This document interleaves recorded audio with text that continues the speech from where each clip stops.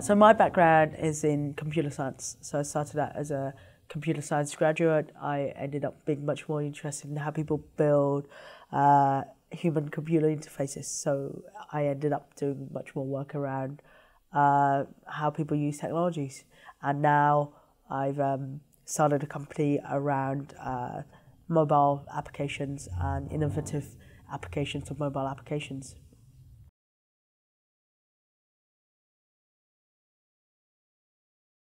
The most important things that have helped me in my current path have been just fantastic people along the way. I mean, they say that it's really about, who you know, and that's really true. That a lot of opportunities that might have come my way have come my way because of the network that I've built. But that's partly because it's all about give and take. When people help you, you make sure that you help them as well.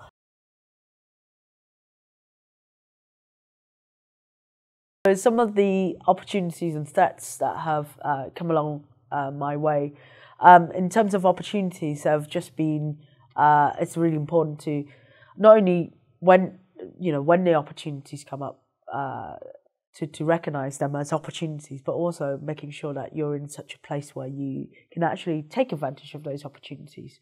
I think one of the biggest ones was the fact that I had been chasing a big contract with a Canadian company at the start of Interface 3 when I was starting out, and they took a chance on us, and a little while in, and to me that led on to something else, which led on to a big contract with a US company, which was a real opportunity there as well, and then after that as well.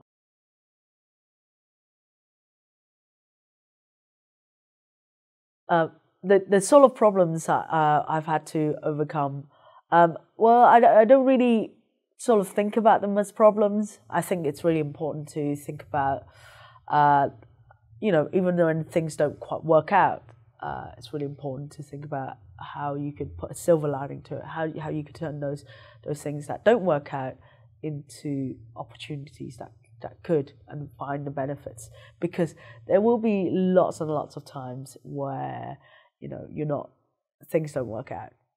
It happens. It just is, whether that's a customer pulling out, or whether that's it's an application that you put in for some funding that doesn't work out, or even when you have to do something else entirely altogether. You just have to find the best situations out of all of them.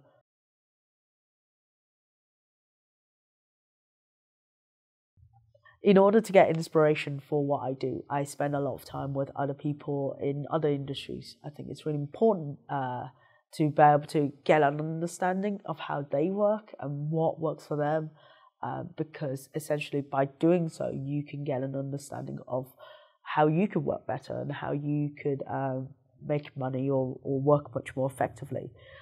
So, for instance, recently I've spent a lot of time in the TV and film production, industry. So, talking to heads of TV production to try and understand how they work, how they kind of keep that balance between creativity and business model.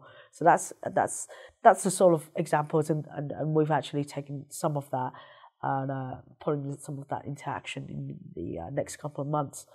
So I guess there are lots of things on the internet. There's lots of interviews and so forth. But essentially, just going out there and talking to people who you probably wouldn't be expected to talk to. That's really important.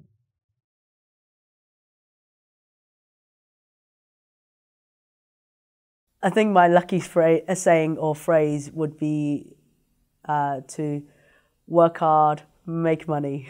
That's it. Work hard, be nice, make money.